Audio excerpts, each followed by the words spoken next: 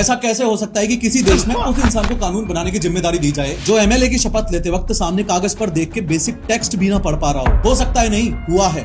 Welcome to India. हाल ही में बिहार असेंबली का एक नया सेशन शुरू हुआ जहां न्यूली इलेक्टेड एमएलए को शपथ लेनी थी। वहां जेडीयू की एमएलए विभा देवी जो नवादा सीट से जीती हैं, जब माइक पर शपथ लेने आई तो वो सिंपल हिंदी के वर्ड्स तक ढंग से नहीं पढ़ पाई। मैं विधानसभा के सदस्य निर्वाचित हुई हूँ।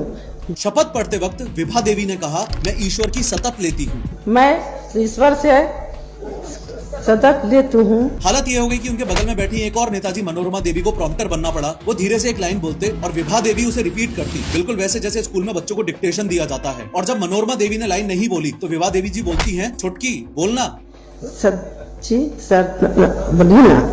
अब देखो, यूं तो हंसने की 100 बातें हैं, तुम इस पे मीम बना लो, मजाक उड़ा लो, कुछ भी करो, पर मैं चाहता हूं कि तुम इस बात की गंभीरता को भी समझो कि अपने देश में हर दूसरे नेता की यही हालत है। इस देश में एक चपरासी की नौकरी करने के लिए 10th पास होना जरूरी है, लेकिन पूरा स्टेट या देश चलाने के लिए पढ़ा लिखा होना जरूरी नहीं है। आज भी नेता अपने देश में चुनाव सिर्फ इस बात पर जीत जाते हैं कि वो कास्ट पॉलिटिक्स और दबंगई के दम पर कितने वोट्स इन्फ्लुएंस कर सकते हैं। ये नेता लोग जो मेरे लिए बजट और कानून डिसाइड करेंगे, अगर ये खुद की शपथ तक ढंग से नहीं पढ़ सकते तो मैं कैसे मान लूं कि ये कानून को ढंग से पढ़ पाएंगे, समझ पाएंगे और आम जनता के वेलफेयर को दिमाग में रखते हुए उसे इंप्लीमेंट कर पाएंगे। दिक्कत 10वीं या 12वीं पास होने की नहीं है, दिक्कत लैक ऑफ साइंटिफिक टेम्परामेंट और अनएजुकेटेड होने की है।